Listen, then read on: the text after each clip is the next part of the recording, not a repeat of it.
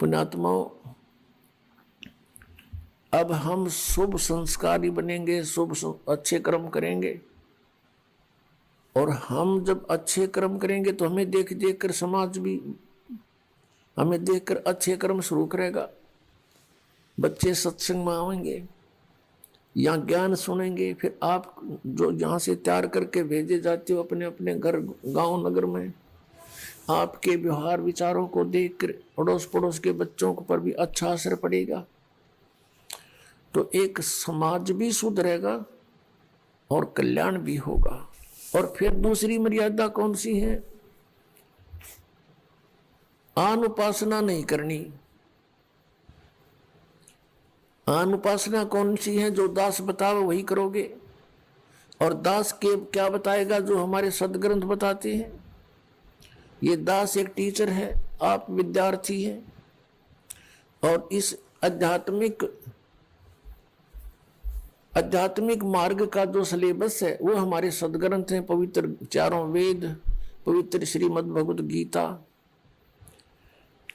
और पवित्र सूक्ष्म वेद। इनके अंदर जो भी लिखा है वो हमारा सिलेबस है। इसके बाहर कोई पढ़ाता है तो वो टीचर ठीक नहीं, वो शत्रु है विद्यार्थियों का। और पवित्र 18 पुराण, पवित्र कुरान शरीफ, पवित्र बाइबल, पवित्र गुरु ग्रंथ साहिब, ये हमारे पाठ्यक्रम की पुस्तकें हैं। और इन पाठ्यक्रम की पुस्तकों में जो ज्ञान सीधा परमात्मा ने दिया है केवल वही स्वीकार्य है।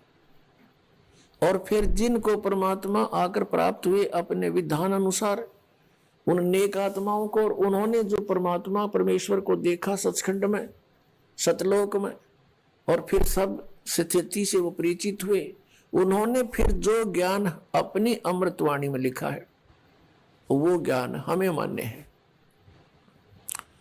उसके साथ साथ जैसे 18 पुराण ये सहयोगी ज्ञान है सृष्टि रचना को समझने के लिए। बाकी इन 18 पुराणों का इस भक्ति मार्ग में कोई योगदान नहीं है।